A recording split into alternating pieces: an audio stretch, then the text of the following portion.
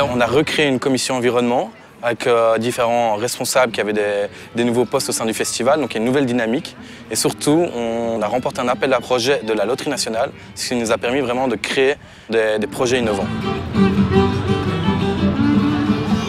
D'abord, il a fallu réfléchir pendant plusieurs semaines comment mettre en place un îlot de tri qui est efficace et facile pour le festivalier. Ce qui est intéressant, c'est que tout est démontable. Donc, en plus d'avoir fabriqué cet îlot de tri à partir de produits de récup, on va pouvoir le récupérer les années suivantes. Mon rôle est de coordonner 25 comédiens qui sont sur le site et sur le camping. Le principe, c'est que ces comédiens vont donner un coup de boost, un peu d'énergie à tout ce qui est prévention environnement. On va essayer de faire ça de façon à ce que les assos aillent vers les gens, les festivaliers, en mode amusement aussi.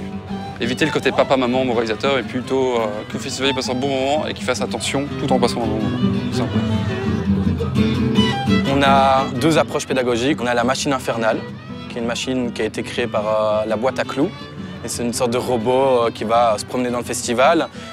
Et c'est un robot qui est créé pour améliorer le tri sur Terre. Et la deuxième, c'est la table de tri roulante.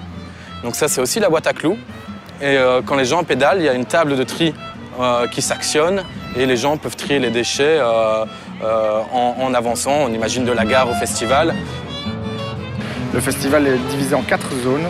Et dans chacune des zones, j'ai une association qui travaille en partenariat avec nous, qui nous permet de réaliser tout ce boulot, parce que c'est quand même une charge de boulot assez impressionnante.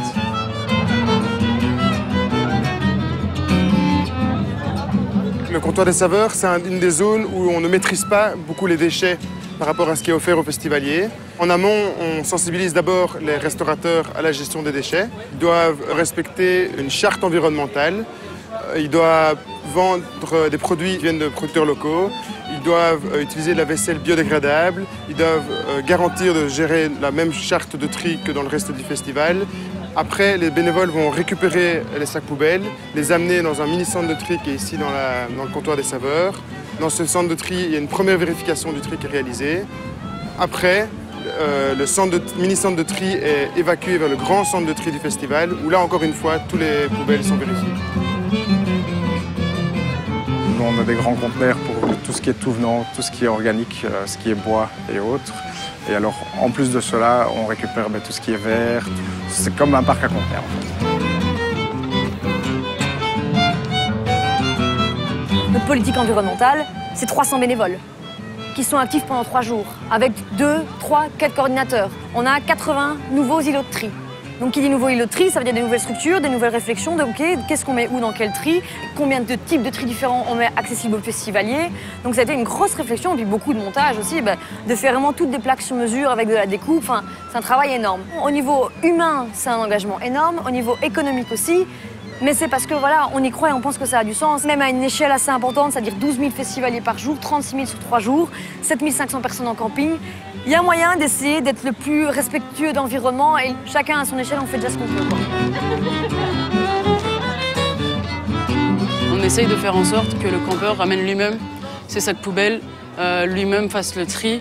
Dans le concret, les campeurs, ils ont un sac PMC et un sac tout venant. Et on demande de ramener un sac poubelle bien trié ou donner un coup de main autour de la zone et en échange d'une recharge GSM.